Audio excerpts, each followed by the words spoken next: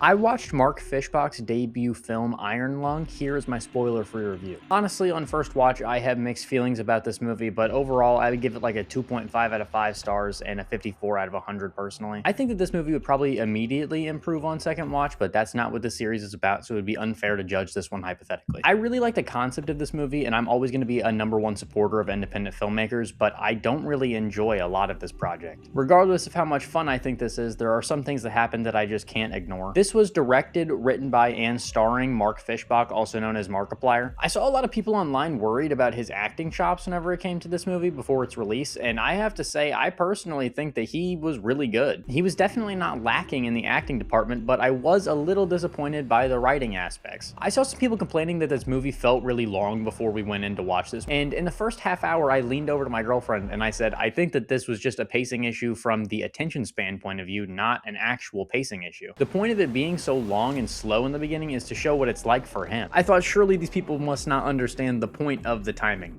And then by like the 2-hour mark, I was really confused why this movie was still going. There are like 3 spots that this movie could have ended at before the actual ending, and I don't know why they didn't just pick one of those. The directing is fantastic, and the cinematography is great for the first like hour and a half, even if it's a little too video gamey in some scenes and it doesn't translate very well in my opinion. But the last like half hour to 45 minutes of this movie is kind of hard to comprehend because of the amount of visual clutter. The story is super interesting, and all of the actors do well, even though for the most part it's only Mark. This cast also includes Caroline Kaplan and Troy Baker, who do fantastic jobs. I think the thing that I enjoyed the most about this movie, although there weren't many of them, was the cinematography. Also, quickly, I want to say, there's nothing in this movie that I disliked that would have been improved by having a big studio over it or having a bigger budget. It's truly just the writing for me. I hope that this inspires more people to make smaller budget projects and release them into theaters independently, because we don't need the studios for that. I watched Mark's last project, The Edge of Sleep, and personally, I really enjoyed it, so I went into this with pretty high hopes, and I think that that was my problem. The audio narrative that it's based on also stars Mark, and he is great in that as well. There's nothing that he does in the acting side of this that is wrong in any way, in my opinion.